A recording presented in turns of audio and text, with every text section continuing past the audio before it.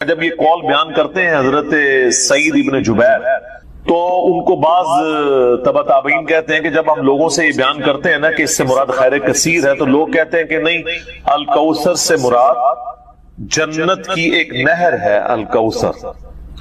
تو سعید ابن جبیر کہتے ہیں کہ جنت کی وہ نہر بھی تو خیر کثیر میں داخل ہے، حضور کو جو جنت کی نعمتیں ملیں گی وہ بھی کثرت کے ساتھ ملیں گی۔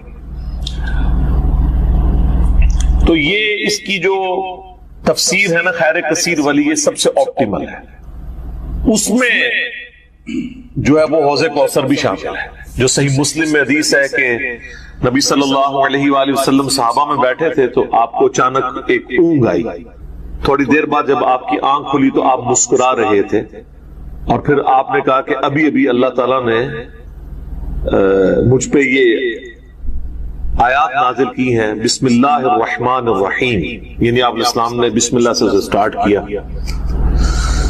انا اعطیناک الکوثر فصل لربک وانحر ان شانئک هو الابتر۔ اور پھر آپ نے فرمایا کہ جانتے ہو یہ الکوثر کیا ہے؟ تو صحابہ نے کہا اللہ اس کا رسول بہتر جانتے ہیں۔ تو آپ صلی اللہ علیہ وآلہ وسلم نے فرمایا یہ جنت میں ایک نہر ہے جو مجھے اللہ تعالیٰ نے عطا فرمائی ہے، اور اس کے کنارے کی جو مٹی ہے وہ کستوری سے زیادہ خوشبودار ہے، اور اس کے برتن آسمان کے ستاروں کے برابر ہے۔ اور صحیح بخاری میں آتا ہے کہ شب معراج جب نبی علیہ السلام جنت میں سیر کر رہے تھے تو وہاں آپ کو ایک نہر دکھائی گئی، اور جبرائیل علیہ السلام نے کہا کہ یہ وہ الکوثر ہے جو آپ کو اللہ تعالیٰ نے عطا کی ہے۔ اور آپ صلی اللہ علیہ وآلہ وسلم کے الفاظ ہیں بخاری مسلم دونوں میں کہ اس کا جو مشروب ہے وہ دودھ سے زیادہ سفید، شہد سے زیادہ میٹھا، اور اس کی خوشبو کستوری کی خوشبو سے زیادہ ہے، اور جو کوئی ایک دفعہ میرے حوض کوثر سے وہ مشروب پی لے گا اسے کبھی بھی پیاس نہیں لگے گی۔ جنت میں جو انسان کھائے پیے گا نا وہ بھوک کی وجہ سے نہیں، ذہن میں رکھے گا، بھوک ایک عیب ہے، پیشاب ایک عیب ہے، نیند ایک عیب ہے، اسی لیے یہ تینوں چیزیں جنت میں نہیں ہیں۔ جنت میں انسان کھائیں گے لذت لینے کے لیے، پیشاب نہیں ہوگا، بخاری مسلم میں الفاظ ہیں خوشبودار ڈکار آئے گی، سارا کھانا ہضم۔ تو جنت چونکہ نعمتوں کا نام ہے کوئی کمزوری نہیں، وہاں پہ نیند بھی نہیں ہے۔ یہاں پہ تو ہم نیند کیوں یوز کرتے ہیں؟ تاکہ ہم نیکسٹ 24 گھنٹے میں پرفارم کر سکیں گے، بلکہ بیٹری چارج ہوتی ہے۔ وہ میری خالہ جو ہے نا وہ بڑے پیارے الفاظ استعمال کرتی ہیں، ان کی بیٹی جب چھوٹی تھی نا تو سوئی ہوتی تھی نا تو کون سے پوچھتا تھا بیٹی ہے کہ کہتے ہیں چارجنگ تے لائی ہیں، کیونکہ بچے جب اٹھتے ہیں نا پھر تو آپ ان کو سنبھال بیٹھے، جب تک یہ سونا نہ جائے سکون نہیں آتا، تو وہ جو سوتے ہیں نا وہ چارجنگ پہ لگے ہوئے ہوتے ہیں، پھر جیسے صبح انہوں نے اٹھنا نا اٹھلی اوپرلی کر دینی ہے۔ تو قیامت میں جنت والے دن آپ کو جنت میں چارجنگ کی ضرورت نہیں ہے، بلکہ نیند وہاں پہ ضرورت ہی نہیں، اللہ تعالیٰ نے ویسے ہی انسان کو اتنی انرجی دی ہوئی ہوگی۔ تو لہذا آپ علیہ السلام کا جو فرمان ہے نا کہ جو ایک بار پیے گا وہ کبھی پیاسا نہیں ہوگا، تو کسی کے ذہن میں خیال آ سکتا ہے کہ پیاسا نہیں ہوگا تو پھر پانی کی لذت کیا؟ وہ اللہ تعالیٰ نے جنت کی نعمتوں میں لذت ہی اتنی رکھی ہے کہ انسان لذت کی وجہ سے اس کو استعمال کرے گا۔ اور پھر انہی احادیث میں بخاری و مسلم کے موجود ہے کہ میرے حوض کوثر پہ پھر ایسے لوگ بھی لائے جائیں گے جن میں پہچانتا ہوں گا، اور جب میں انہیں مشروب پلانے لگوں گا تو میرے ان کے درمیان ایک آڑ قائم کر دی جائے گی، تو میں کہوں گا یہ تو میرے صحابہ ہیں، اصحابی اصحابی، امتی والی روایتیں بھی ہیں بخاری مسلم میں، اصحابی والی بھی ہیں۔ تو مجھے بتایا جائے گا کہ یا رسول اللہ آپ کو نہیں پتا آپ کے بعد انہوں نے دین میں بدعتیں جاری کر دی تھی اور الٹے قدم پھر گئے تھے، تو آپ صلی اللہ علیہ وآلہ وسلم فرماتے ہیں کہ پھر میں کہوں گا سحقا سحقا لمن غیر بعدی، ان پہ پھٹکار ہو، ان کو مجھ سے دور کر دو جنہوں نے میرے بعد میرے دین کو بدل دیا۔ یہ حدیث بخاری اور مسلم دونوں میں ہے، اور حوض کوثر والے چیپٹر میں امام مسلم اسے لے کے آئے ہیں، بخاری میں موجود ہے۔ اس حدیث پہ کامنٹس ہیں عبداللہ ابن ابی ملیکہ تابعی کے. وہ جب بھی حدیث بیان کیا کرتے تھے تو وہ کہا کرتے تھے اے اللہ ہم تجھ سے یہ دعا کرتے ہیں کہ تیرے نبی کی وفات کے بعد ان کے دل سے الٹے قدم نہ پھرے, آمین ثم آمین. تو اللہ تعالیٰ ہمیں حوض کوثر پہ آپ صلی اللہ علیہ وآلہ وسلم کے مبارک ہاتھوں سے مشروب نصیب فرمائے. یہ دعا انسان کو اپنے لیے کرنی چاہیے. ظاہر ہے کہ وہ اہل جنت ہوں گے. اور بخاری مسلم میں کہ اس کے جو برتن ہے نا وہ برتن ہی آسمان کے ستاروں کے برابر اس کی تعداد ہے. پورا ایک نقشہ کھینچا گیا. آپ مشکات کی 30 جلد میں حوض کوثر اور شفاعت والا چیپٹر نکالیں تو آپ کو وہ ساری احادیث مل جائیں گی. ترمذی اور ابن ماجہ میں ایک وہ حدیث بھی بڑی مشہور ہے جو حضرت انس بن مالک کہتے ہیں کہ یا رسول اللہ کیا آپ میری شفاعت کریں گے؟ تو آپ فرمایا میں کروں گا. تو یا رسول اللہ قیامت والے دن میں آپ کو کہاں تلاش کروں؟ تو آپ علیہ السلام فرمایا میزان عمل پہ آ جانا جہاں میرے امتیوں کے نام مال تل رہے ہوں گے. یا رسول اللہ وہاں نہ پاؤں تو فرمایا حوض کوثر پہ آ جانا. عرض کی وہاں پہ بھی نہ پاؤں تو فرمایا پھر پولیس رات پہ آ جانا.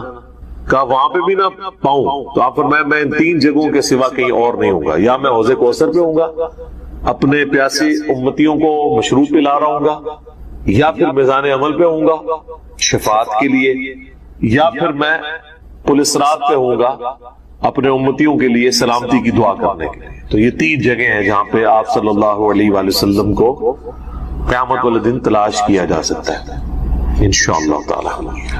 تو یہ حوض کوثر میں وہ خیر کثیر جو ہر طرح کی آپ کو عطا کی گئی وہ بھی شامل ہے, اور اسپیسیفکلی حوض کوثر جو ہے وہ بھی. حتیٰ کہ جو بخاری اور مسلم میں حدیث ہے آپ نے اپنی وفات سے 1 مہینے پہلے خطبہ دیا تھا غزوہ احد کے شہداء پر جو آپ نے نماز جنازہ دوبارہ پڑھی تھی 8 سال بعد. اس میں الفاظ ہیں آپ نے فرمایا کہ میرا ممبر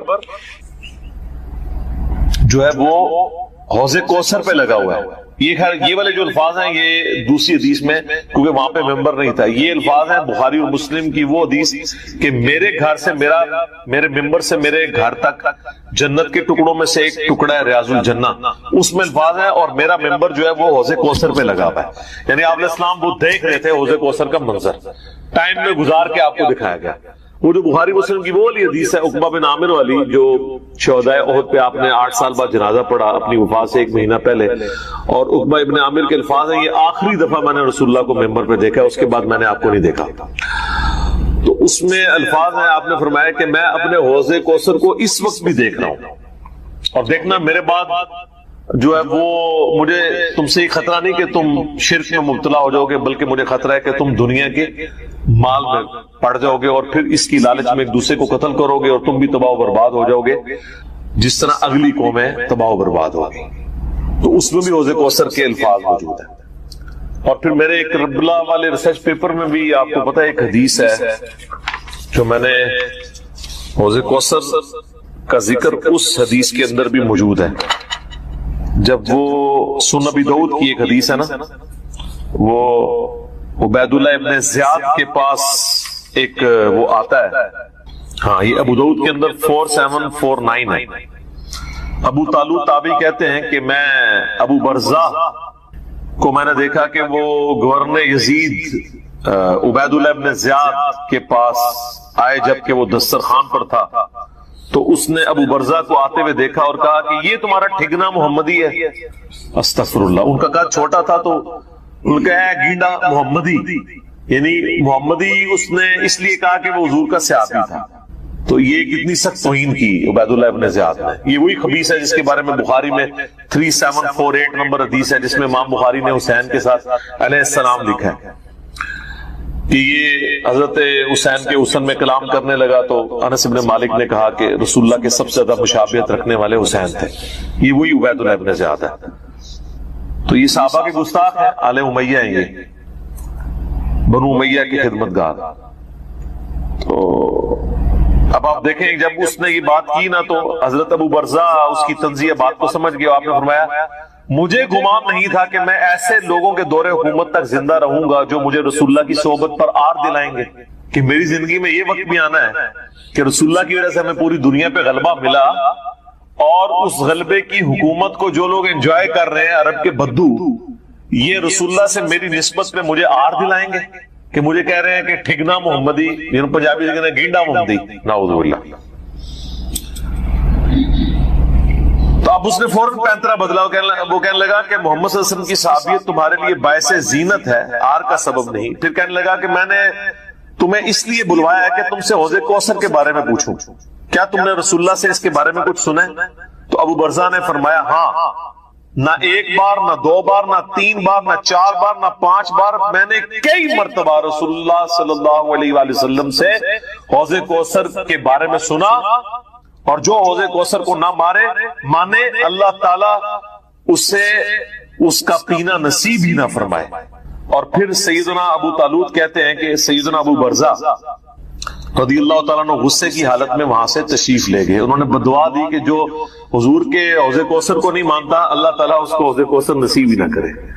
تو حوض کوثر جو ہے ایک ریئلٹی ہے، اور قیامت والے دن کی چند بڑی ایکٹیویٹیز جو انسان کے لیے تسکین کا باعث ہے، ان میں سے ایک عرش کا سایہ، اسی طریقے سے یہ حوض کوثر بھی ہے۔ اس گرمی کے اندر اللہ تعالیٰ کی نعمتوں میں سے بڑی نعمت ہے، ہم سب کو نصیب فرمائے، آمین ثم آمین۔ ٹھیک ہو گئی؟ اب میرے بھائیوں، جو یہ آیت مبارکہ آ رہی ہے نا سورۃ النساء کی آیت نمبر 48، یہ متقاضی ہے کہ ہم بقیہ ساری گفتگو اسی کانٹیکسٹ میں کریں۔ یہ قرآن حکیم کی اگر میں کہوں نا سب سے کریٹیکل آیت ہے، تو میرا یہ دعویٰ غلط نہیں ہوگا۔ کائنات کی سب سے بڑی حقیقت کو آشکار کرنے والی یہ آیت مبارکہ ہے، تو یہ میرا دعویٰ غلط نہیں ہوگا۔ سورۃ النساء کی آیت نمبر 48 سورۃ النساء میں 2 دفعہ ریپیٹ ہوئی ہے، تھوڑے سے الفاظ کے فرق کے ساتھ۔ ایک 48 نمبر پہ اور اس کے بعد 116 کے اوپر جا کے یہ آیت آئے گی۔ شروع کے الفاظ سیم ہیں، بعد والے جو ہیں وہ تھوڑا سا فرق ہے۔ میں وہ دونوں آیات پڑھ دیتا ہوں اور اس کے اوپر پھر انشاءاللہ تفصیلی ڈسکشن کرتے ہیں۔ پہلے اس آیت مبارکہ کو ہم پڑھنا۔ ان اللہ لا یغفر ان یشرک بہ، بے شک اللہ اس گناہ کو تو کبھی معاف نہیں کرے گا کہ کوئی شخص اس حال میں اللہ کے حضور قیامت کے دن پیش ہوا کہ وہ دنیا میں شرک کرتا، دنیا میں معاف کر دے گا اگر کسی نے معافی مان لی، یہ آخرت کی بات ہو رہی ہے۔ وَيَغْفِرُ مَا دُونَ ذَلِكَ لِمَن يَشَاءُ، اس کے علاوہ جتنے بھی گناہ ہیں جس کے لیے چاہے گا معاف کر دے گا، وہ بھی اوپن لائسنس نہیں ہے، جس کے لیے چاہے گا معاف کر دے گا، لیکن امید ہے کہ وہ قابل معافی ہیں۔ لیکن شرک ایسا گناہ ہے جو اللہ بھی معاف نہیں کرے گا۔ اب کوئی کہے کہ جی اللہ کی قدرت کی نفی نہیں ہو جاتی، ان اللہ علی کل شیء قدیر ہے، تو اللہ یہ کیوں کہہ رہا ہے کہ میں شرک بھی معاف نہیں کروں گا؟ اللہ تو شرک معاف کر سکتا ہے، ہم یہ جملہ بھی نہیں بولیں گے کہ کر سکتا ہے، اس لیے لا تبدیل لکلمات اللہ، جو اللہ کی وعیدیں ہیں نا وہ اللہ کے فیصلے ہیں، یہ بہت سخت معاملہ ہے، اللہ کے کلمات نہیں بدلتے۔ تو اللہ تعالیٰ نے یہ اپنی ڈیسٹنی میں چیز مقرر کر دی ہے کہ میں نے مشرک کو کسی صورت بھی بخشنا نہیں ہے، اس کے لیے جنت نہیں ہے۔ ہاں اس کے علاوہ کوئی گناہ ہے وہ جس کے لیے چاہے گا معاف کر دے گا، اور وہ بھی اوپن لائسنس نہیں ہے۔ اور اس میں آپ کو ایک گناہ کے حوالے سے بتا دوں، سن نبی داؤد میں حدیث ہے، نبی صلی اللہ علیہ وآلہ وسلم نے فرمایا کہ 2 گناہ ایسے ہیں جو اللہ تعالیٰ کبھی معاف نہیں کرے گا، باقی ہر گناہ معاف کر دے گا، ایک شرک اور دوسرا کسی مؤمن کا قتل ناحق۔ یہ جو اس میں ایک اشارہ تھا نا کہ اس کے علاوہ ہر گناہ چاہے گا، جس کے لیے چاہے گا معاف کر دے گا، تو اس کا کیا مطلب ہے؟ جس کے لیے نہیں چاہے گا نہیں معاف کرے گا۔ تو اس میں بھی اشارہ موجود ہے، کوئی ایسی چیز بھی ہے کہ جو اللہ تعالیٰ جس پہ گرفت کر سکتا ہے، اور وہ ہے قتل ناحق کسی مؤمن کا۔ تو اب مجھے بتائیں، جنہوں نے حسین ابن علی اور ان کے ساتھیوں کو ناحق قتل کیا، وہ کس امید پہ بیٹھے ہوئے ہیں؟ اور ان کو جنت کی جھوٹی خوشخبریاں سنانے والے کس امید پہ بیٹھے ہوئے ہیں؟ سوچنے والوں کے لیے یہ چیز کافی ہے. سنن ابی داؤد کی حدیث. وَمَن يُشْرِكْ بِاللَّهِ، اور جس نے اللہ کے ساتھ شرک کیا، فَقَدِ افْتَرَىٰ إِثْمًا عَظِيمًا، تو اس نے بہت بڑا جھوٹ اللہ تعالیٰ کے اوپر باندھ دیا، بہت بڑا گناہ کا کام اس نے کیا جس نے شرک کیا. اچھا، سورہ نساء کی آیت نمبر 116 جب آئے گی نا، اس میں پہلے الفاظ تو یہی ہوں گے، ان اللہ لا یغفر ان یشرک بہ ویغفر ما دون ذلک لمن یشاء، لیکن اگلے الفاظ ہیں ومن یشرک باللہ فقد ضل ضلالا بعیدا، جو کوئی اللہ کے ساتھ شرک کرے وہ گمراہ ہوا اور گمراہی میں دور جا. اللہم لا تجعلنا منہم، اللهم من احييته منا فاحيه على الاسلام ومن توفيته منا فتوفه على الايمان آمين. رضيت بالله ربا وبالاسلام دينا وبمحمد نبيا صلی اللہ علیہ وآلہ وسلم آمین. اب یہ میرے بھائیو ایسا ٹاپک ہے کہ میں اس پہ اگر کم از کم 2 گھنٹے بولوں نا تو تب میری تسلی ہوگی. لیکن میں نے چونکہ پچھلی قرآن کلاسز جو 344 لیکچرز میں مکمل ہوئی تھی، ان میں اس آیت کے اوپر آلموسٹ 1.25 گھنٹے کی ویڈیو ریکارڈ کروا دی تھی اسی آیت کے اوپر. مسئلہ نمبر 3 کے نام سے وہ اپلوڈڈ ہے یوٹیوب کے اوپر. دعا صرف اللہ ہی سے، آپ یوٹیوب پہ ویسے بھی لکھیں نا دعا صرف اللہ ہی سے اور علی مرزا، تو وہ ویڈیو کھل جائے گی. اور اس کے بعد بھی کئی ایک لیکچرز وقتاً فوقتاً میں نے ریکارڈ کروائے. وسیلے کے نام پر دھوکہ، مجھے تم سے شرک کا خطرہ نہیں، یہ اکثر آپ سنتے ہیں نا. تخت بلقیس والا واقعہ، موسیٰ اور خضر والا واقعہ علیہ السلام، ہر وہ چیز جسے دھوکہ کر کے نا قبر پرستی یا بابا پرستی یا بابوں سے مانگنا سکھاتے ہیں نا، ایک ایک چیز کے اوپر میں نے الگ سے تسلی کروائی ہے قرآن، بخاری اور مسلم کی روشنی میں الحمدللہ. اب وہ سارے لیکچر جمع کریں تو اس ایک آیت پہ کم از کم 10 گھنٹے گفتگو ہو سکتی ہے، لیکن ٹائم تو متحمل نہیں ہے کہ ہم اتنی ڈیٹیل گفتگو کریں.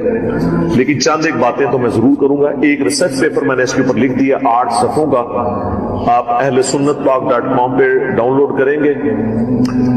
دعا صرف اللہ ہی سے، میں نے اس کا نام توحید شرک اس طرح کا نہیں رکھا کیونکہ لوگ ان ناموں سے چڑ جاتے ہیں. میں نے وہ چیز اس کے نام پہ رکھی کہ جس کے اوپر لوگ چڑے ہیں. آپ کسی بھی مسلمان سے، خواہ بریلوی ہو، دیوبندی ہو، اہل حدیث ہو، اہل تشیع ہو، جا کے پوچھیں کہ دعا کس سے کی جاتی ہے تو کیا کہے گا؟ اللہ سے. کوئی آپ کو نکھٹو قسم کا بھی بندہ یہ نہیں کہے گا کہ دعا جو ہے وہ کسی فرشتے سے ہو سکتی ہے، کسی جن سے ہو سکتی ہے، کسی پیغمبر سے ہو سکتی ہے. نہیں، نماز تے اللہ دی پڑھی دی ہے، دعا بھی اللہ کو مانگی دی. لیکن حالت یہ ہوگی کہ وہ دعا اللہ سے یہ مانگ رہا ہوگا. نماز میں تو قرآن کی وہ آیت سورۃ الفاتحہ کی 4 نمبر آیت کم از کم 17 رکھتے ہیں جو فرض ہیں روزانہ کی، ان میں 17 دفعہ پڑھتا ہوگا ایاک نعبد و ایاک نستعین. اے اللہ عبادت بھی صرف کریں گے اور مدد بھی صرف تجھی سے مانگیں گے. یہ مدد کون سی؟ دعا والی، غائب میں کسی کو پکارنا. ایک تو ہے آپ سامنے بیٹھے ہیں، یہ تو قرآن میں حکم ہے وَتَعَاوَنُوا عَلَى الْبِرِّ وَالتَّقْوَى وَلَا تَعَاوَنُوا عَلَى الْإِثْمِ وَالْعُدْوَانِ. نیکی اور پرہیزگاری کے کاموں میں ایک دوسرے کی مدد کرو، برائی میں مت کرو. یہ تو قرآن میں حکم ہے. میں آپ کو کہتا ہوں مجھے پانی پلا دیں، آپ مجھے پانی پلاتے ہیں، تو یہ قرآن میں حکم ہے کہ آپ نے اسباب اختیار کرنا ہے. لیکن آپ بغداد شریف میں، اجمیر شریف میں، اور وہاں بھی قبر میں دفن ہیں اور آپ مر چکے ہیں، آخرت کی زندگی میں زندہ ہیں، دنیا کی زندگی سے نکل چکے ہیں، اور میں آپ سے کہوں کہ پانی پلا دیں، وہی بات، وہی جملہ ایک فریم آف ریفرنس کے بدلنے سے شرک بن جائے گا، کیونکہ آپ غیر اللہ سے دعا مانگ رہے ہیں. ظاہری اس باب میں تو آپ کافر سے بھی مدد مانگ سکتے ہیں. صحیح بخاری میں موجود ہے نبی علیہ السلام جب فوت ہوئے تو آپ کی ذرا بھی ایک یہودی کے پاس گروی رکھی ہوئی تھی، گندم کے بس، اناج کے بس، تو آپ نے یہودی سے بھی مدد لی. بعض لوگ کہتے ہیں جی نبی علیہ السلام نے غزوہ خیبر پر مولا علی سے مدد مانگی.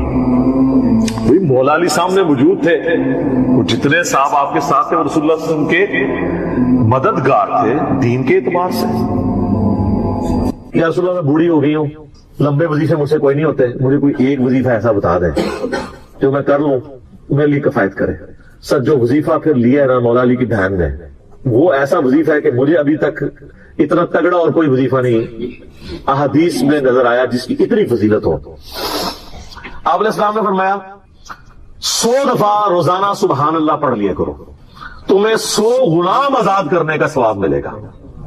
سر روزہ اگر آپ توڑ بیٹھیں تو ایک غلام آزاد کرنا پڑتا ہے, تو 100 روزوں سے بھی کے برابر یہ آپ سمجھ لیں.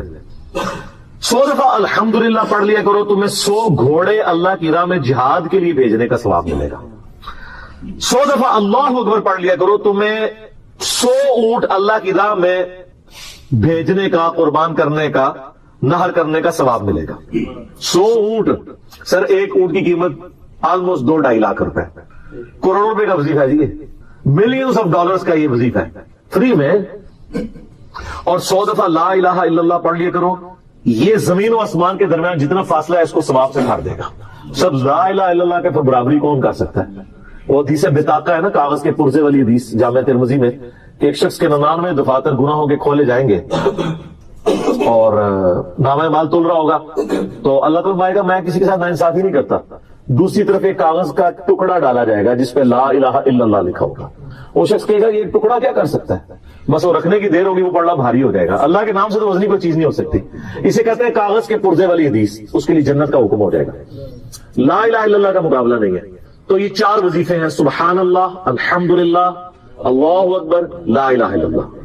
یہ اتنا محبوب وظیفہ ہے کہ جو سنن ابی داؤد میں, جامع ترمذی میں صلاۃ و تسبیح والی حدیث ہے, اس میں 300 دفعہ کون سے کلمات پڑھے جاتے ہیں؟ یہ سبحان اللہ والحمد للہ ولا الہ الا اللہ واللہ اکبر, بس اتنا ہی پڑھنا ہوتا ہے. یہ ولا حول ولا قوت الا باللہ کی حدیثیں الگ سے ہیں, لیکن صلاۃ و تسبیح میں اتنا ہی پڑھنا ہوتا ہے, 4 کلمات. حتیٰ کہ صحیح مسلم میں حدیث ہے, نبی علیہ السلام نے فرمایا یہ 4 کلمات مجھے ہر اس چیز سے بڑھ کر محبوب ہیں جن پہ سورج طلوع ہوتا ہے. یعنی دنیا اور جو کچھ دنیا کے اندر ہے اس سے بڑھ کر مجھے یہ چیز محبوب ہے کہ میں یہ 4 کلمات کہہ لوں, سبحان اللہ والحمد للہ ولا الہ الا اللہ واللہ اکبر. اور صحیح مسلم کی ایک اور حدیث ہے کہ نبی علیہ السلام نے فرمایا اللہ تعالیٰ کو اس سے بڑھ کر کوئی اور کلمات محبوب نہیں ہے, اور یہ حصہ بخاری میں بھی ہے اس کا, اور اس میں اللہ تعالیٰ کی طرف سے کوئی پابندی نہیں ہے, تم ان کی ترتیب بھی بدل سکتے ہو. یعنی سبحان اللہ کے بعد آپ اللہ اکبر پڑھ لیں, پھر لا الہ الا اللہ, کوئی فرق نہیں ہے. یہ ایک اوپن چیز ہے. آپ یوں بھی کر سکتے ہیں کہ پہلے 100 دفعہ پڑھ لیں سبحان اللہ سبحان اللہ سبحان اللہ, الحمدللہ الحمدللہ الحمدللہ, اللہ اکبر, کیونکہ را کو پھر لام سے ملائیں گے, اللہ اکبر اللہ اکبر اللہ اکبر, لا الہ الا اللہ لا الہ الا اللہ لا الہ الا اللہ. اور یوں بھی پڑھ سکتے ہیں, وہ زیادہ بہتر ہے, سبحان اللہ والحمد للہ ولا الہ الا اللہ واللہ اکبر, کیونکہ اکبر پہ وقف کریں گے, ورنہ یہ سبحان اللہ تو الحمدللہ ہی پڑھ نہیں سکتے آپ, کیونکہ الحمدللہ الحمدللہ الحمدللہ بنے گا کنٹینیوس, جیسے اللہ اکبر اللہ اکبر اللہ اکبر بنتا ہے, تو وقف کرنا پڑے گا سوائے سبحان اللہ کے. سبحان اللہ یہ تو پڑھ سکتے ہیں, لیکن الحمدللہ کو الحمدللہ الحمدللہ وقف کرنا پڑے گا. اللہ اکبر اگر ملائیں گے تو اللہ اکبر, را کو لام سے, تو اس کی بجائے اتنی مشکل میں نہ پڑے, سبحان اللہ والحمد للہ ولا الہ الا اللہ واللہ اکبر. ایک تسبیح پڑھ لے, 4 وظیفے 100 دفعہ ہو جائیں گے, کیونکہ نبی علیہ السلام نے اجازت دے دی ہے نا, آگے پیچھے دائیں میں کچھ بھی کر سکتے ہو. اور یہ ترتیب تو صلاۃ و تسبیح میں موجود ہے. نبی علیہ السلام نے کلمات پڑھے بھی ہیں. آپ کو پتہ ہے تبلیغی جماعت والے 3 وظیفے بتاتے ہیں, ویسے بڑی سمجھداری سے ہی کسی نے وہ ڈیوائس کیے ہوئے. 100 دفعہ وہ یہ بتاتے ہیں سبحان اللہ والحمد للہ ولا الہ الا اللہ واللہ اکبر. وہ ساتھ وہ بتاتے ہیں ولا حول ولا قوت الا باللہ, وہ بھی پڑھ سکتے ہیں, وہ بھی صحیح بخاری میں رات کو اٹھتے وقت کی دعا ہے. علی العظیم تک بھی پڑھ سکتے ہیں, وہ ابن ماجہ میں موجود ہے. میرا ایک یوٹیوب پہ کلپ ہے 6 کلموں کا ثبوت, تو میں نے بتایا 4 کلمے ثابت ہیں, 2 مولویوں کے لکھے ہوئے ہیں, آخری والے جو ہے. تو بلکہ وہ میرا بیٹا تو وہ اس کے وہ کورس میں ہے, تو اس نے 2 یاد ہی نہیں کیے, تو اس کو ماں کہہ رہی یاد کرو, کہتی ثابت, وہ کہتا ثابت ہی نہیں ہے, تو کیوں ساری یاد ہم ریکویسٹ کریں گے, ہمارے پاس بھی وہ کورس اسلامیات کا جو ہے نا, اس کو ریویو کرنے کے لیے بھیجا ہوا ہے ہماری اکیڈمی میں انہوں نے, تو ہم اس میں ان کو ریکویسٹ کریں گے کہ یہ آخری 2 کلمے نکال دیں, پہلے 4 کلمے ثابت ہیں. وہ تو ثابت ہی نہیں ہے, تو خام خواہ لوگوں کو آپ رٹا رہے ہیں. الٹا جنہوں کی شادی ہونے والی ہوتی ہے وہ بیچارے ٹینشن میں پڑے ہوتے ہیں 6 کلمے یاد کرنے کے, حالانکہ کلمے کے ساتھ تو تعلق نہیں اس کے. تو یہ جو صراط و تسبیح کے اندر بھی پڑھا جاتا ہے, لیکن لا حول ولا قوت الا باللہ نہیں ہو تو اللہ سے بخاری مسلم میں حدیث ہے کہ جنت کے خزانوں میں سے ایک خزانہ ہے لا حول ولا قوت الا باللہ. تو آپ پڑھنا چاہتے ہیں ضرور پڑھیں, اس میں وظیفے کے طور پہ آپ پوری تسبیح اس کی پڑھ لیں بے شک. تو تبلیغ جماعت والے یہ بتاتے ہیں 100 دفعہ درود شریف بتاتے ہیں اور 100 دفعہ استغفار بتاتے ہیں, تو بہت انٹلیکچوئل چیز ہے. یہ وظیفہ اتنا کمال ہے کہ آپ کے ہر فرض نماز کے بعد یہ وظیفہ نبی اسلام نے مشروع کیا ہے. مسلم شریف میں حدیث ہے ہر فرض نماز کے بعد یہ وظیفہ پڑھنے والا کبھی نامراد نہیں جاتا. 33 دفعہ سبحان اللہ, 33 دفعہ الحمدللہ اور 34 دفعہ اللہ اکبر. اور ایک حدیث میں ہے مسلم شریف کی کہ جو پڑھے 33 دفعہ سبحان اللہ, 33 دفعہ الحمدللہ, 33 دفعہ اللہ اکبر اور 100 کا عدد پورا کرنے کے لیے پڑھ لے لا الہ الا اللہ وحدہ لا شریک لہ لہ الملک و لہ الحمد وہو علی کل شیء قدیر. 100 کا عدد اس سے بھی پورا کر سکتے ہیں اور 100 کا عدد اللہ اکبر کہہ کے بھی پورا کر سکتے ہیں, تو اس کے سارے گناہ معاف کر دیے جائیں گے اگرچہ سمندر کی جھاگ کے برابر ہی کیوں نہ ہو. لیکن وہ صغیرہ گناہ, کبیرہ گناہ صرف توبہ سے معاف ہوتے ہیں. وہ صحیح مسلم میں حدیث ہے کہ اگر بڑے گناہوں سے بچا جائے تو ایک جمعے سے دوسرا جمعہ, ایک رمضان سے دوسرا رمضان اور ایک نماز سے دوسری نماز درمیان کے گناہوں کا کفارہ بن جائے گی.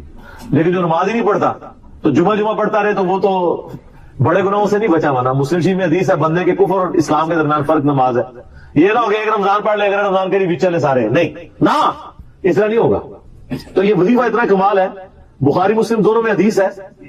کچھ غریب صحابہ حضور کے پاس ہے یا رسول اللہ, ہر مقابلے میں ہم برابری کر لیتے ہیں امیر اصحاب کی. وہ روزے رکھتے ہیں ہم بھی روزے رکھ لیتے ہیں, وہ نمازیں پڑھتے ہیں ہم بھی نمازیں پڑھ لیتے ہیں, وہ جہاد کرتے ہیں ہم بھی جہاد کر لیتے ہیں. ایک معاملے میں آ کے ہم مارے جاتے ہیں. قرآن میں بار بار ہے اللہ کی راہ میں خرچ کرو, ہم تو خود ہی غریب ہیں, تو آپ ہمیں کوئی اس کا حل تجویز کریں. تو آپ فرمایا میں تمہیں ایک ایسی چیز بتاتا ہوں کہ تم ان کی برابری کر لو گے. تم ہر فرض نماز کے بعد 33 دفعہ سبحان اللہ, 33 دفعہ الحمدللہ, 34 دفعہ اللہ اکبر پڑھ لیا کرو. یہ بخاری مسلم دونوں میں. کچھ دنوں کے بعد پھر وہ حاضر ہوئے, یا رسول اللہ وہ تو امیر صاحبہ کو بھی پتہ چل گیا وہ بھی یہی کچھ پڑھ رہے ہیں. اب ہم کیا کریں, تسی تک لو جناب, تسی گرین کارڈ دے بلو کارڈ دے چکر پہ ہو, دنیا دے آخرت کے نہیں. صحابہ کرام آخرت کے بلو اور گرین کارڈ کی بات کرتے تھے. تو نبی الاسلام مسکرائے, آپ نے فرمایا ذالک فضل اللہ یؤتی من یشاء, یہ اللہ کا فضل ہے, میں تو اللہ کا فضل نہیں روک سکتا. ٹھیک ہے نا. تو سارے گیون سرکمسٹانسز اللہ کے دیے ہوئے ہیں, اس کے اندر آپ بیسٹ پرفارم کرنے کی کوشش کریں. اللہ کے فضل کو تو کوئی روک نہیں لگا سکتا نا. کوئی یہ نہیں کہہ سکتا کہ جی وہ یعنی تیرے ہوتے جنم لیا ہوتا کیوں نہیں ہوا, ہو سکتا ہے وہ جا نہیں ہوتا. تو جس حال میں اللہ نے رکھا ہے اسی کو آپ بہتر سمجھیں. اس طرح کی کئی احادیث ہیں جو ان وظیفوں کو سپورٹ. اچھا مسلم شریف میں ایک حدیث میں یہ بھی ہے کہ 10 دفعہ سبحان اللہ, 10 دفعہ الحمدللہ اور 10 دفعہ اللہ اکبر. اگر کسی پاس ٹائم تھوڑا ہے نا تو فرض نماز کے بعد یہ بھی پڑھ سکتا ہے. 10 دفعہ بھی وظیفہ یہ والا کیا جا سکتا ہے. ایک بڑی دقت انگیز حدیث ہے, ہمارے یوسف بھائی نے اس پہ کلپ بھی بنایا ہے, صفین کی راتوں میں. بخاری مسلم دونوں میں حدیث ہے, مولا علی علیہ السلام خود روایت کر رہے ہیں. وہ کہتے ہیں کہ نبی الاسلام کو جب اللہ نے کشادگی دی, کچھ غلام آپ کو گفٹ ملے, تو میں نے فاطمہ سے کہا کہ تم پورا دن گھر کی صفائی کرتی ہو, چکی چلاتی ہو, اس کی وجہ سے ان کے ہاتھ پہ بھی نشان بن گئے تھے. اس طریقے سے سامان اٹھا کے لاتی تھی تو رسی کے نشان یہاں پڑے ہوئے تھے. تو نبی الاسلام سے جا کے جو ہے وہ ایک غلام ڈیمانڈ کر لیتے ہیں جو ہمیں ذرا ہیلپ آؤٹ کر دے گا, جب سب کو مل رہا ہے تو ہمیں بھی مل جائے گا. تو سیدہ فاطمہ حاضر ہوئی. یہ حدیث بخاری میں بھی ہے مسلم میں بھی ہے. تو حضور علیہ السلام کے پاس گئی, بات نہیں کر سکی. طبیعت میں تربیت کس کی تھی سر, بولڈنس نہیں تھی وہ والی, حالانکہ باپ ہے اور حضور کو پتا تھا اپنی بچی کی عادت. تو وہ گئی, بات نہیں کر سکی, واپس چلی گئی. تو حضور علیہ السلام محفل برخاست ہوئی, آپ خود آ گئے. سر وہ حدیث کمال ہے. مولا علی کہتے ہیں میں اور فاطمہ ایک چادر میں لیٹے ہوئے تھے اور نبی علیہ السلام ہمارے گھر میں آئے اور پاؤں کی جانب سے نبی علیہ السلام ہمارے بستر میں داخل ہوئے, حتیٰ کہ آپ کے پاؤں کی ٹھنڈک ہم نے اپنے سینے پہ محسوس کی. یعنی حضور علیہ السلام نے پاؤں کی جانب سے اپنے پاؤں انٹر کیے اور وہ پاؤں سیدہ فاطمہ اور مولا علی کے سینے تک پہنچ گئے, تو انہوں نے ان کو سینے سے لگا دیا. سر یہ فرینکنس کسی صحابی کو نصیب ہو سکتی ہے؟ تو آپ نے فرمایا وہ فاطمہ تم آئی تھی, کوئی کام تھا؟ سیدہ فاطمہ سے پھر بھی بات نہیں نکلی. تو حضرت علی کہتے ہیں میں نے نا پھر کہا یا رسول اللہ وہ میں نہیں بھیجا تھا, پورا دن کام کرتی ہے. آپ کی بیوی کہتی ہے ہماری کوئی ذمہ داری نہیں ہے, یہ بھی تو بیوی تھی نا. بخاری مسلم میں حدیث ہے جنتی عورتوں کی سردار ہے فاطمہ سلام اللہ علیہا. تو میں نے غلام کے لیے عرض کیا تھا یہ تھک جاتی ہے, میں ہیلپ آؤٹ کر دے گا. آپ نے صاحب میں تمہیں سے بہتر نا چیز عطا کروں, کہ یا رسول اللہ عطا کرے. یعنی آپ لوگ تو سمجھ رہے ہوں گے کہ غلام مانگا تو شاید ایک گھوڑا بھی ساتھ گفٹ مل جائے گا. ان کا جب رات کو بسترے پہ جانے لگو نا تو 33 دفعہ سبحان اللہ, 33 دفعہ الحمدللہ اور 34 دفعہ اللہ اکبر پڑھ لیا کرو. یہ تمہارے لیے اس غلام سے بھی بہتر ہے, یعنی سارے دن کی تھکاوٹ اتر جائے گی. سر یہ بہت بہترین وظیفہ ہے. تو اچھا یہ حدیث مولا علی پوری زندگی سنایا کرتے تھے, کیونکہ حضرت فاطمہ اور مولا علی کی ایک محبت بڑی مثالی تھی. تو لوگ بھی جو ہے نا وہ مولا علی سے پوچھا کرتے تھے وہ فاطمہ والی حدیث تسبیح فاطمہ, اسے تسبیح فاطمہ اس لیے کہا جاتا ہے. تو یہ حدیث جب بیان کی مولا علی نے تو آگے نے تابعین نے پوچھ لیا, بخاری مسلم دونوں میں, کہ حضرت علی کہتے ہیں کہ وہ دن ہے آج کا دن ہے, میں نے کبھی یہ وظیفہ چھوڑا نہیں ہے.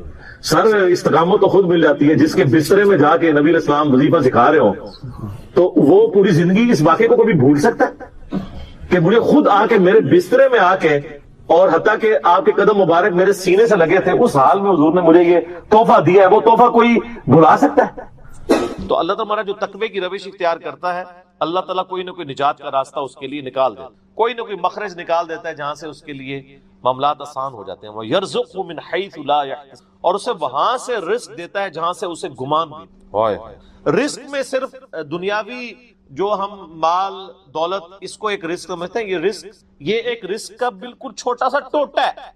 اس سے بڑا رزق اللہ تعالیٰ ہمیں دے رہا ہے جس کی طرف ہماری توجہ نہیں ہے, اور وہ رزق ہے ہماری صحت. ایک شخص کے پاس کروڑوں روپے ہے لیکن اس کے گردے پھیر ہو چکے, تو کس کام کا؟ ایک بندے کے پاس اربوں روپے ہے لیکن اسے میدے کا السر ہے, وہ چاٹ نہیں کھا سکتا, وہ گول گپے نہیں کھا سکتا, وہ بریانی نہیں کھا سکتا, چاہے اس کے جتنے مرضی ہوٹل ہو. تو دنیاوی مال و دولت کا آ جانا صرف یہ رزق میں سے, میں نے کہا یہ بالکل چھوٹا سا جز ہے, اس کو انسان یوٹیلائز کرے, یہ بہت بڑی بات ہے. دنیاوی صحت جو اللہ نے انسان کو زندگی میں دی ہے, لوگ کہتے ہیں اللہ نے مجھے کیا دیا ہے. جو شخص یہ بات کرے نا اسے کو جی 1 کروڑ روپے لے دو, اپنی ایک آنکھ نکال کے مجھے کوئی دے گا, اپنا ایک بازو توڑ کے دے دو. تو آپ ذرا 1 کروڑ ساروں کے اوپر لگانا شروع کریں, اربوں کے تو آپ خود ہیں.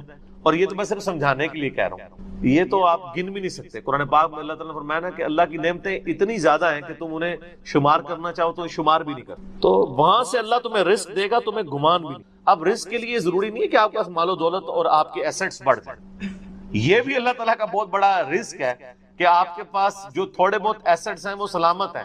کسی ایک میڈیکل کیس کسی گھر کے اندر 1 کروڑ پڑتی بندے کو بھی لا کے زیرو پہ کھڑا کر سکتا. آپ کی زندگی میں کئی ایسے کیسز ہوئے ہوں گے, جدادیں تک بک جاتی ہیں. اور مجھے واصف علی واصف صاحب کی بات یاد آ گئی. وہ کہتے ہیں میں وہ مسجد میں بیٹھا ہوا تھا تو ایک بندے کو میں نے دیکھا کہ وہ دعا مانگ رہا ہے کہ یا اللہ 25 سال پہلے جو میں نے دعا تجھ سے کی تھی وہ واپس لے لے, بس یہ دعا کر. کہتے ہیں وہ فارغ ہوا تو میں نے اس سے پوچھا کیا ہوا. اس نے کہا جی 25 سال پہلے میں نے اللہ سے رو رو کے ایک بیٹا مانگا تھا, میری بیٹی ہی تھی صرف, اور وہ بیٹا میرے گاٹے فٹ ہو گیا, یعنی وہ نشے میں مبتلا ہو گیا, سارا گھر کا مال اس نے بیچ دیا, مجھے کنگال کر دیا. تو میں اللہ سے کہہ رہا ہوں یا اللہ یہ اولاد واپس ہی لے لے. تو یہ بھی تو ہو سکتا ہے نا. سورہ توبہ میں آتا ہے, اللہ تعالیٰ فرماتا ہے اپنے جو فاسق و فاجر لوگوں کے بارے میں کہ اللہ تعالیٰ چاہتا ہے کہ ان کی اولاد کو ہی ان کے لیے عذاب بنا, اولاد بھی عذاب بن سکے. اسی لیے میں دعا کیا سکھائی گئی ہے, ربنا حب لنا من ازواجنا وذریاتنا قرۃ اعین واجعلنا للمتقین اماما. اے اللہ ہماری بیویوں اور ہماری اولاد میں آنکھوں کی ٹھنڈک بنا اور ہمیں پرہیزگاروں کا امام بنا, ہماری آنے والی نسلیں پرہیزگار ہوں, ورنہ یہ تو مصیبت بھی گلے پڑ سکتی. تو ایک میڈیکل کیس آپ کو کہاں سے کہاں لے کے جا سکتا, ایک بچے کا نافرمان ہونا آپ کو کہاں سے کہاں لے کے جا سکتا. اور اس سے بڑی ناکامی تو آخرت کی ناکامی ہے. ایسا بچہ بھی ہو سکتا ہے کہ جو آپ کی دنیا تو برباد نہ کرے لیکن آخرت برباد کر دے, اس کی وجہ سے آپ گناہوں میں مبتلا ہو جائے. تو یہ بھی رزق کی ایک فارم ہے.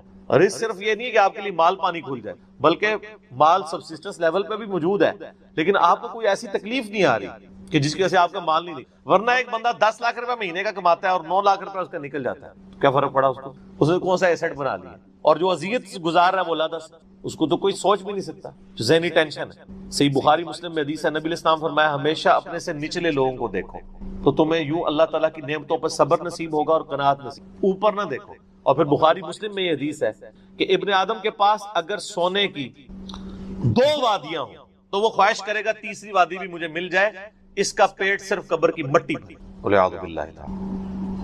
بخاری مسلم دونوں میں حدیث ہے کہ انسان کہتا ہے میرا مال میرا مال میرا مال. نبی علیہ السلام فرمایا تیرا مال تو وہ ہے جو تو نے کھا پی لیا یا پہن کر بوسیدہ کر دیا یا اللہ کی راہ میں خرچ کر کے آخرت کے لیے محفوظ کر لیا. باقی جتنا مال ہے وہ تو تیرے ورثہ کا مال ہے, تو کہتا ہے میرا مال ہے.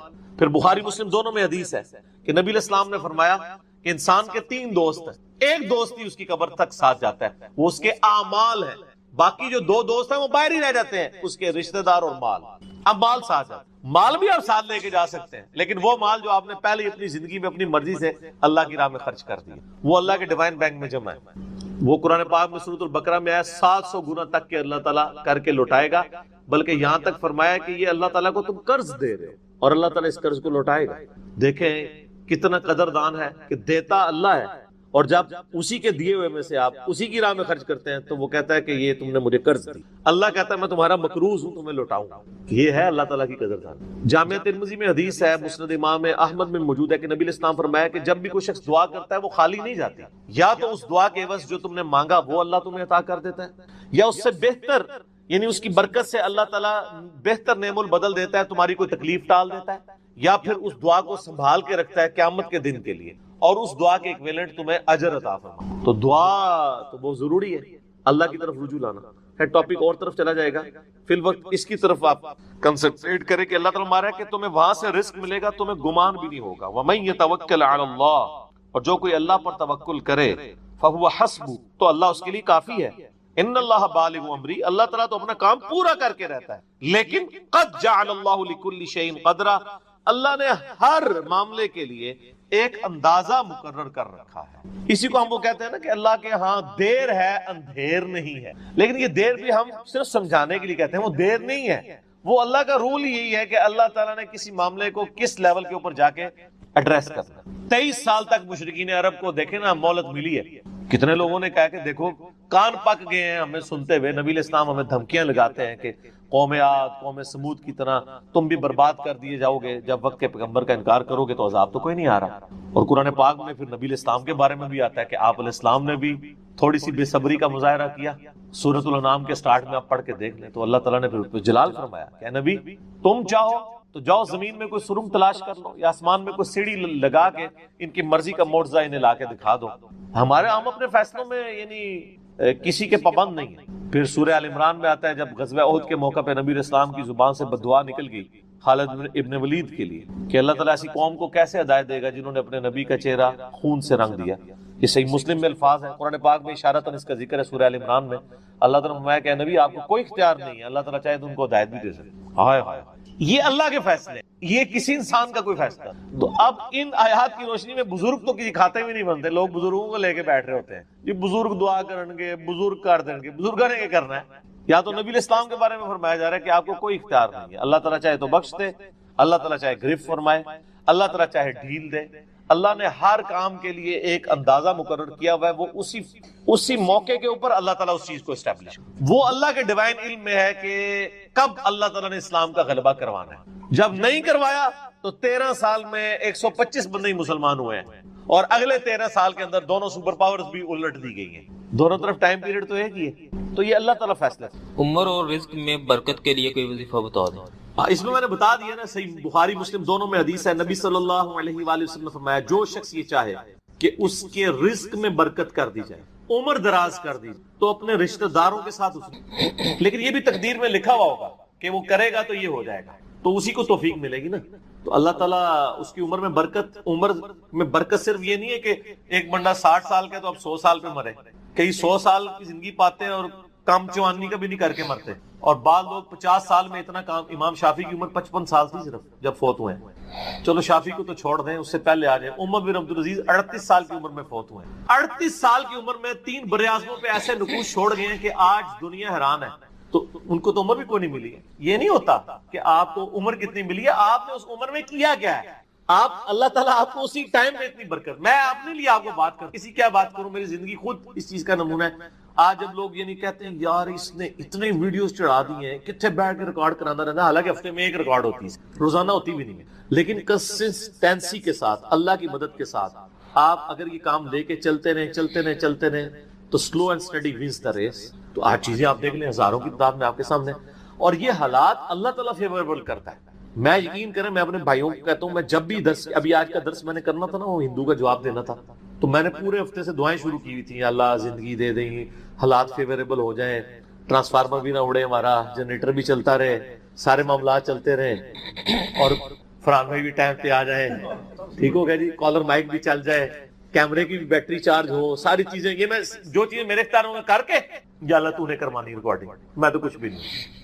ٹھیک ہے، اپنے پورے ریسورسز مینج کر کے بھی اللہ پہ نظر ہوتی ہے۔ حالانکہ میرے دوستوں کو پتا ہے میں کتنا وہمی ہوں، میرے آفس میں بھی نا جب سب سے مشکل کوئی ٹاسک میرے والے کیا جاتا ہے اور وہ ہمارے باس کہتے ہیں یار اس کو دے کے تم بھول جاؤ، پھر وہ کام کر کے آپ کو بتائے گا، تو کیوں میں وہمی، جس کام میں ہاتھ ڈالتا ہوں نا میں دنیاوی اعتبار سے ہر چیز اس کے حوالے سے مینج کرتا ہوں، لیکن ساتھ مسبب الاسباب پہ نظر ہوتی ہے کہ یا اللہ یہ جو کچھ میں کر رہا ہوں نا یہ تو میں اسباب کر رہا ہوں نا، میرے ساتھ کوئی بھی پرابلم ہو سکتی، کسی کے ساتھ کوئی این ٹائم، یعنی اس کے اوپر فیملی کے اوپر کوئی ایسا ایشو آ سکتا ہے کہ درس کینسل کرنا پڑ جائے، ہو سکتا ہے، جس طرح ایک بار یعنی اچانک جو ہے وہ یعنی ہمارا درس کینسل ہو گیا تھا، عثمان بھائی کی والدہ فوت ہو گئی تھی، ہمیں اپنا درس کینسل کرنا پڑا، ایگزیکٹ اسی دن ہی ہو گیا اس طرح، تو وہ حالانکہ ہمارا درس پورا تیار، مسئلہ 41 اس دن ریکارڈ ہونا تھا، کئی سال پہلے کی بات، کس سال کی بات ہے یہ؟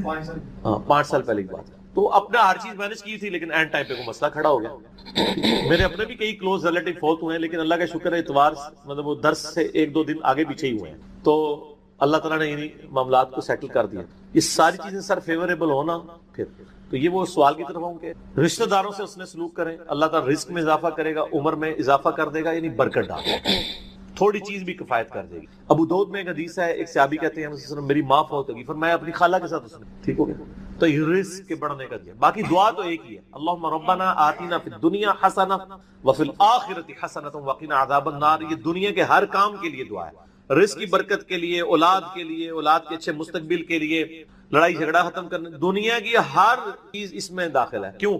ربنا آتنا فی الدنیا حسنہ، دنیا میں ہر چیز حسنہ عطا کر دے، بہتر، اور آخرت کی ہر چیز داخل ہے، وفی الآخرۃ حسنہ، آخرت میں قبر بھی شامل ہے، میدان حشر بھی، میدان عدل بھی، یہ واقعنا عذاب القبری، واقعنا عذاب الحشر، یہ کہنے کی ضرورت نہیں ہے، بخاری مسلم میں حدیث ہے جو مر گیا اس کی قیامت قائم ہوگی، وہ آخرت میں داخل ہوگا، اس میں سب کچھ ہے۔ اس میں ایک صحیح مسلم کی حدیث میں بتا دیتا ہوں، ایک صحابی تھے، بیماری کی وجہ سے اتنے کمزور ہو گئے کہ چڑیا کی طرح ان کا جسم ہو گیا، یہ آپ کو دعا والے چیپٹر میں مشکات میں دوسری جلد میں بھی یہ حدیث مل جائے گی، صحیح مسلم کی، نبی صلی اللہ علیہ وآلہ وسلم عیادت کے لیے آئے، آپ نے حالت دیکھی، آپ نے فرمایا وہ تو اللہ سے کیا مانگتا ہے؟ آپ کو پتہ چل گیا کہ مسئلہ کوئی گمبھیر ہے، کیا یا رسول اللہ میں اللہ سے ایک ہی دعا کرتا ہوں کہ یا اللہ جو تو نے مجھے آخرت میں عذاب دینا ہے نا وہ دنیا میں نعوذ باللہ من ذالک اللہم اجرنا من النار، نبی صلی اللہ علیہ وسلم نے فرمایا سبحان اللہ، اللہ پاک ہے غلطیوں سے، اس کا مطلب یہ ہوتا ہے یہ انسان ہی غلطی ہے، اور تو اللہ سے یہ چیز مانگ رہا ہے، اور تیرے اندر ہمت ہے کہ تو آخرت کیا دنیا کا بھی اللہ کا عذاب برداشت کر سکے، اور تجھے تو چاہیے تھا تو دعا کرتا اللہم ربنا آتینا فی الدنیا حسنہ وفی الآخرۃ حسنۃ وقنا عذاب النار، وہ دنیا اور آخرت میں، یہ فنیٹک وہ صوفیہ والا کنسیپٹ نہیں، ٹھیک ہے، دنیا میں گگڑے بن کے رہو اور اس طریقے سے جوئیں بھی ڈلی رہے اور کپڑے بھی اتارے رکھو اور پہنچے ہوئے بزرگ، یہ پتہ لگا کتنے پہنچے نے، ٹھیک ہے، تو وہ صحابہ کہتے ہیں جب انہوں نے یہ دعا کی نا تو چند ہی دنوں میں وہ اس طرح صحیح ہو گئے جیسے مردہ زندہ ہو جاتا ہے اس دعا کرنے کی، دنیا کی ہر بڑائی، کیوں بندہ نے پیپروں میں پاس ہونا یہ دعا کرے، لیکن صرف دعا کوشش کے بعد دعا کرے، دونوں چیزیں پہلے ہیں، کوئی شخص اپنے اوپر خود تقدیر غالب کروا دے نا پھر دعا کچھ نہیں کرتی ہے، یعنی ایک بندہ کہے کہ میں بسم اللہ پڑھ کے ساکٹ میں 2 انگلیاں ڈال دوں، نہیں، وہ آپ نے اپنے اوپر تقدیر خود غالب کرا لی ہے، آپ کہ نہیں میں بسم اللہ الذی لا یضر دعا پڑھ لوں اور جا کے میں جناب کوبرا سانپ کے آگے ہاتھ ایسے کر دوں تو سر وڑ لے گا تو ہم چھڑے گا نہیں، کیونکہ آپ نے خود اپنے اوپر تقدیر غالب کروائی نا، جب آپ اپنے اوپر خود تقدیر غالب کرواتے ہیں، آپ بسم اللہ الذی لا یضر پڑھ کے یہ تو نہیں کہ اسٹیئرنگ سے ہاتھ اٹھا لیں اور آنکھیں بند کر لیں تو جا کے ٹھوکیں گے سیدھے، جب کوئی شخص خود تقدیر غالب کرواتا ہے پھر دعا کچھ نہیں کرتی، اس کو دعا ہے تدبیر کے ساتھ، کیونکہ اس طرح دنیا کا نظام نہیں چل سکتا تھا نا، تو یہ ان دعاؤں کا یہ ہوگا کہ جو ناگہان، اسی لیے آپ دیکھیں حدیث کے الفاظ کیا ہیں کہ ناگہانی آفت، خود لائی ہوئی آفت نہیں، ناگہانی آفت، آپ جا کے سانپ کے بل میں جا کے ہاتھ کو سیڑ دیں اور آپ کے میں نے پڑھا اعوذ بکلمات اللہ التامات من شر ما خلق، کچھ بھی نہیں ہونا، کیونکہ آپ نے اس دعا کی خود وائلیشن کر دی، ناگہانی آفت ٹلے گی، ٹھیک ہو گیا، اور جو آپ اپنے اوپر خود طاری کریں گے وہ نہیں ٹلنے، وہ اس طریقے سے نہیں ٹلنے، اس لیے یعنی یہ دعائیں وغیرہ